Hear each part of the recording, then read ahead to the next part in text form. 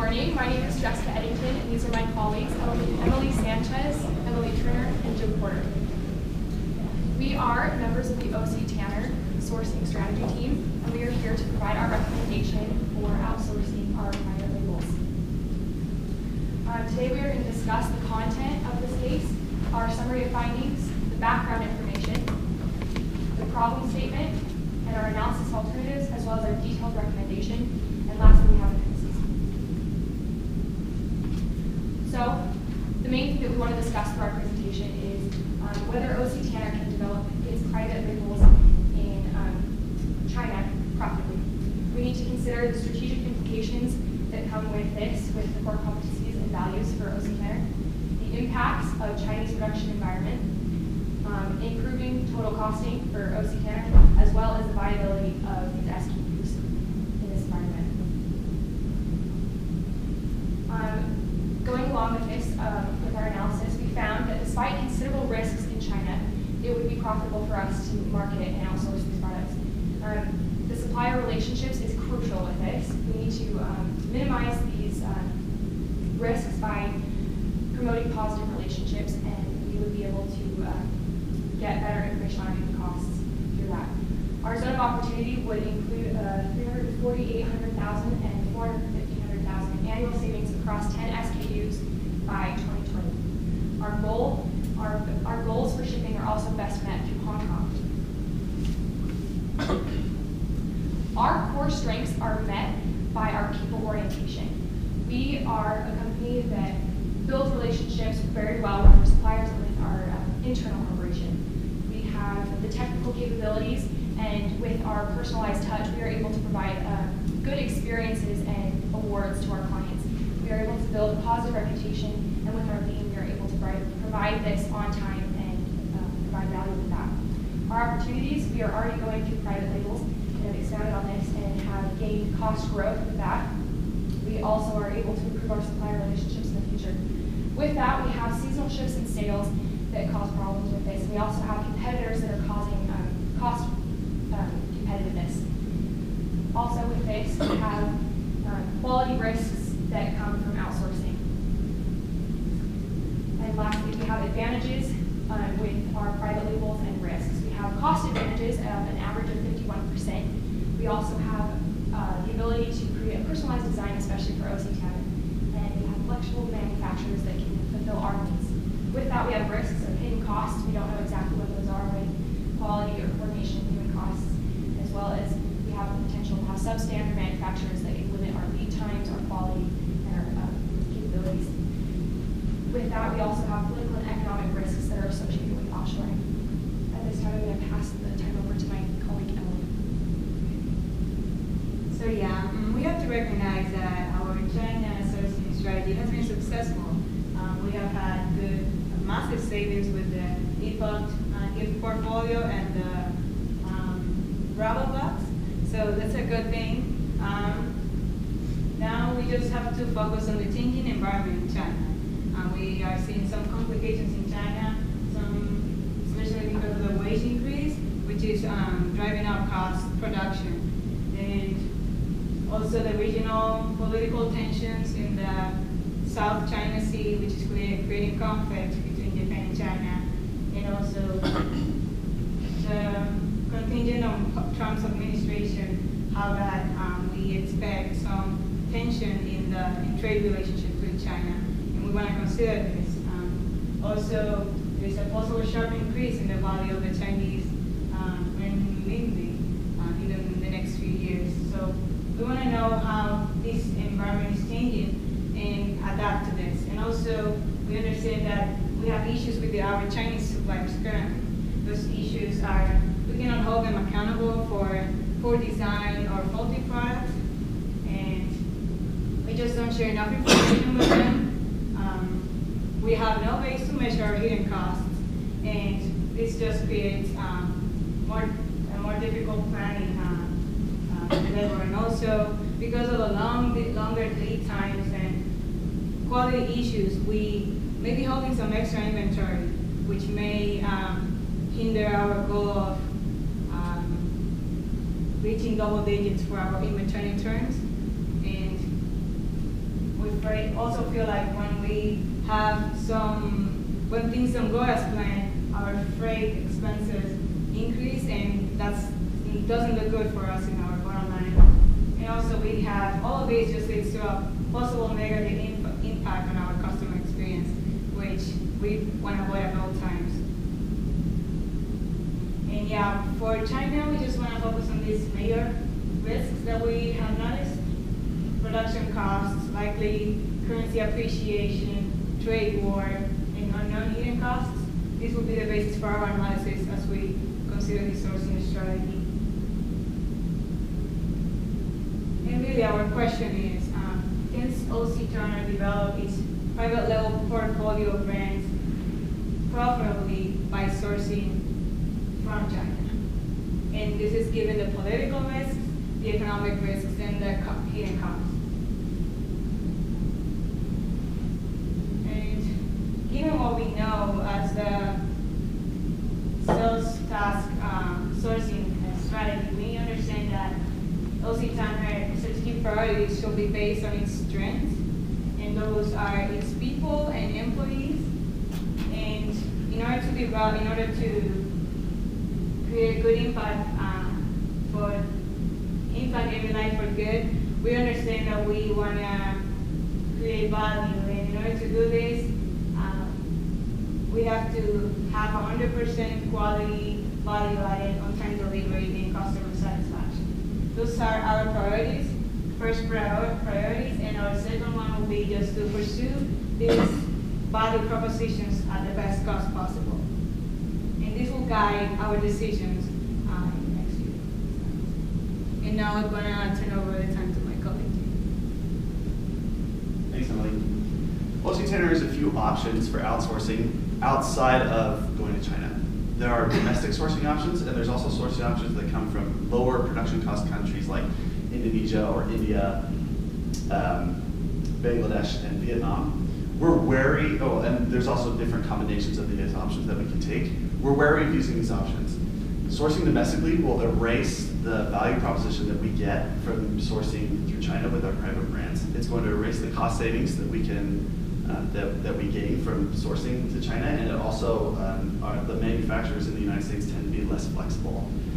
At the same time, if we source from places like Vietnam or Bangladesh, we run higher operational risks as their infrastructure isn't as developed and their workforce has less technical skill. So we still believe that China is our best option for moving forward for balancing our cost goals against our true north, right? About our ability to serve our clients and delight our customers. So there's a couple different analyses that we took, adding on to the analyses of the strategic sourcing task force that we felt would best help us determine which SKUs are most viable in China going forward. So the first is a PESLI analysis, by which we consider the implications of the trends that we talked about earlier for our SKUs. Then we do a multivariable analysis by which we consider the impact of those on our SKUs and which SKUs will be viable given different circumstances. We use root cause analysis to determine the reason why we're struggling to determine these hidden costs. And then finally, we provide a comparative analysis of the different shipping options out of China. So let's talk about the highlights of our PESLI analysis. Follow right along with the risks that we were worried about earlier. So we're worried about increasing increasing production prices in China. We estimate that it's going to be about 5 to 6% annual increase over the next few years in 2020. At the same time, given the changes in China right now, we feel like the renminbi is going to appreciate by up to 20% against the dollar by 2020, which is going to greatly affect our ability to actually run a profitable operation out of China. Finally, we feel like the probability of increasing political tensions between the United States and trade conflict is high. So we need to consider Donald Trump's promise, which was to put a 45% tariff on all goods coming out of China. Using those factors, we created a number of different what-if analyses to determine which SKUs would best function given the changes in given those changes in that environment. So let's talk about that. So this is our final SKU analysis. You'll see here we have a number of different rankings that we've used based on several different factors. So the first would be total savings. The second is a weighted average between margin and volume. So those SKUs that are producing, that have the best mix of both sales, volume, and margin. We have here we have those that perform best in currency risk, those that perform best as production price increases, and those that perform best given the tariff. This isn't the only analysis of what that we've given. This is actually only our recommended analysis. So what we did is after looking at these, we picked our 10 best performers across all these categories. So the question is, given a combination of these factors, but not all of them happening, which SKU should we begin with? Should we build a foundation for our private brands? Like I said, that isn't the only analysis that we ran. We also ran a worst case scenario analysis. So what happens if production prices increase like we think they will, if the renminbi appreciates like we think it does, and we get a trade war with the United States with this huge tariff? Which products are going to provide any kind of margin for us? And you'll see the results of that here in a second. Given the various scenarios, we felt like if we're going to define the zone of opportunity, that zone of opportunity is highly contingent upon the circumstances. So in our worst case scenario is very scenario based. Right? We just talked about this. We're talking about high tariffs, we're talking about high production price increases, and we're talking about high appreciation against the dollar. We believe that given that there are 9 SKUs that'll work in this situation, that'll even be profitable. Those 9 SKUs will provide us with somewhere between $230,000 and $274,000 in cost savings.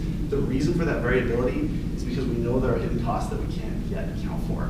So this is given our base rate for our hidden costs based off some of the analysis that was already done by the team. Our recommended, well, I'll talk next about our best case scenario. In the best case scenario, we still see increases in production price and we still see an appreciation of the renminbi, but we don't see trade conflict with the United States. In this case, there's some 17 SKUs that will provide us with more than a 15% cost savings by sourcing from China. Now, both of these scenarios are very reactionary. It's based on what's going to happen, and it's very difficult it'll be very difficult to implement this given that things are changing so much. We recommend a course of action by which we pick our best performers across our different analyses. Who's going to do best given any combination of these factors occurring. We picked the 10 best SKUs. We believe that in 2020, given current levels of demand, which is what we're showing here, given current levels of demand, that could provide us somewhere between $348,000 and $415,000 in cost savings annually, at least by 2020. So what you'll see here is our analysis revealed that really the Toppy TOPI, that brand is really doing best for us. And if there's a place that we want to start that we want to build a foundation from, it's these, because throughout each scenario we're seeing very good performance by our outdoor brands. We're also seeing consistent performance from our Bolio brands, or from 2 of our Bolio SKUs. You'll see that only in the best case scenario do we really bring in more of these MU brands. You also notice that the Epoch watches aren't recommended here, as well as a few other things. So we've already talked about each case scenario. Let's talk about the implications given these brands. So we like the best case scenario in which we can focus on our MU products. These products are pretty standard over time. There's not a ton of innovation. Our job is to follow preferences, really, when it comes to changing kitchenware. So we feel like MU actually incorporates the very least amount of risk. Whereas if we're going to be providing, as we provide awards in outdoor retail, we have to recognize that in the outdoor retail space, it's very common for companies to provide repair and refurbishing services. So if we're going to be providing these, we need to think about how the employees who are receiving these awards are going to use them and are going to expect and what service they're going to expect from us, given the awards they get. Finally, as we see with our large case of 4 gigabyte flash drives, the problem with technology is that technology is the innovation is accelerating in the technology space. As we invest in our Molio brands, we have to ensure that we're able to keep up with innovation in order to provide the best awards and gifts in this space. I'm going to turn the time over to Emily now, and she's going to finish us off. Thank you, Jim, and thank you to my other colleagues for analysis that they've provided so far. I would like to do cover our final 2 analyses and then synthesize our recommendations before we open it up for questions. So our next analysis was based on a root cause analysis of our hidden costs. Our biggest question with the hidden costs was why we are unable to measure them. There's always going to be hidden costs with any business venture, especially something that is as volatile as outsourcing from China. But what we wanted to do was find a way that we could better measure and better mitigate these costs. Even though there will always be some volatility, we wanted to make sure that we could find a way to do that. So as we went through our hidden cause, our root cause analysis, we were able to find that all of these costs were directly related to supplier management relationships. And as we go through and look at building stronger supplier relationships, that will help us to mitigate and better measure our quality costs, our coordination costs, and our inventory costs that affect our cash-to-cash cycle. So our solution, as far as better measuring and mitigating our hidden costs, will be to establish and maintain strong supplier relationships. These supplier relationships will help us to take our entire supply chain towards OC Tanner's true north. And our investment early on in those coordination costs and those supplier relationships will pay off by decreasing and helping us to better measure all of the other hidden costs associated. There will still be opportunity costs and volatility that will make it difficult to measure the hidden costs, but we feel that with these stronger supplier relationships and transparency that comes from those, we'll be better able to lead our global supply chain. Given that, we decided that it was important to implement supplier selection criteria that would allow us to decide on the suppliers that would help us to meet that. We aren't interested in creating supplier relationships that aren't going to be able to support our needs. So we used kind of a AAA theory in order to determine which suppliers will help us to best meet our needs. First, we need suppliers that will align with our broader global value, our broader value proposition. We need suppliers that are willing to implement lean strategies. We need suppliers that are agile enough to adapt to the potentially changing market forces in the world. And we also need them to be adaptable. We need them to be adaptable to the long-term changes and agile to respond to the short-term changes as well. So our final decision was on where we are going to ship from. In the interest of time, I'm going to go through this one a little quickly. But we're going to open that up for questions if there's anything at the end that you guys would like to ask us about. In the end, we decided that Hong Kong was the best based on a comparative analysis. The geographic location is best for ocean freight as well as expedited air freight when needed. It has the best price for the 30-foot standard SKUs, which best meet the 40-foot standard containers, which best meet the SKUs that we plan to be using the most. We also recommend Shenzhen because it had the geographic location and the fast lead time benefits, but we were missing some key information as far as their costs and fees. So we would recommend further exploration into Shenzhen and would wholeheartedly recommend shipping through Hong Kong. Finally, to synthesize our recommendations, we recommend that OC Tanner continue to invest in its China strategy, and that will be a way for it to grow its private label brands. Given current demand, zone of opportunity for the China sourcing strategy, given our recommended scenario, could provide between $348,000 and $415,000 in savings annually across the 10 SKUs that we recommended. Third, we recommend that OC Tanner invest heavily in supplier relationships to start, so that it can mitigate and better measure hidden costs. And finally, we recommend that the best shipping option will be through Hong Kong. I'd like to invite my colleagues to join me, and we're happy to take any questions about our recommendation or anything else that we can talk about today. Right on time. Way to go. Question for you. I like the way that you took the idea that the hidden costs can be mitigated with a stronger supplier relationship. Because it's so natural when you're looking at new suppliers or existing suppliers to ask them for their suggestions or their recommendations based on either specifications of the product or specifications that you currently have, so they can add or take away. Looks like to me you've taken the low-hanging fruit, meaning those products that don't have moving parts and are easily shippable. Am I correct in that assumption? That wasn't maybe part of our analysis. Really what we spent most of the time looking at was cost savings based on the different analyses. So it does turn out that way. That wasn't what we initially focused on. Okay. Our process was initially to decide which SKUs were most profitable and then figure out how to ship those. Okay. So you said that there was an inability to measure hidden costs because of distance. Is that your only reason that was why you couldn't measure hidden costs? It's because of the distance between the United States and China? No, there are a lot of other variables that play into hidden costs. We had a list that was given to us in the case discussing what those would be, the other variables associated with that. There was downtime and other things that we can't entirely measure.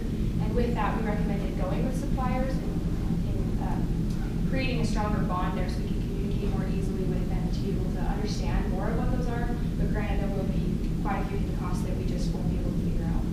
One of the themes that we saw in the case dealing with suppliers was some poor communication. Was that whether it's that Chinese suppliers were unwilling to divulge some of the information that they wanted, among other things, or the fact that you have people who you're sending over there and they're getting tired and it's hard to be over there working in China for 3 days. We felt like OC Tanner, given what we read in the case, we felt like OC Tanner felt like these suppliers were just another supplier, and these suppliers felt like we were just another customer. Or we want to be more than that. We feel like alignment along the supply chain with these suppliers will allow us to mitigate those hidden costs. So it's not just distance. You mentioned, and this was interesting, you mentioned domestic sources. You briefly said it, domestic sources as an option. Did you guys consider taking these lower bids that you're getting from China sources and going to U.S. sources and trying to negotiate lower cost? No, we haven't done that. Okay, good. Can you elaborate a bit on how you calculated the hidden cost in the end there? I think you said it was about a 16% adder. So Yes. how did you come up with What we did is we looked at the acrylic pro hidden costs that were given to us in the case, and we kind of took that as a good estimate because that's something that we've done in the past. We know that that's kind of volatile. That one was at 16%, and we felt that it was a good average to say that it could be anywhere between 10% and 20%, and that's why you see in our recommendations there's the range of numbers, because we have the lower hidden costs and the higher hidden costs, and we have both scenarios. Did you do any other analysis of other types of products and hidden costs associated with those other types of products? We didn't feel like the information was available to do that. Okay.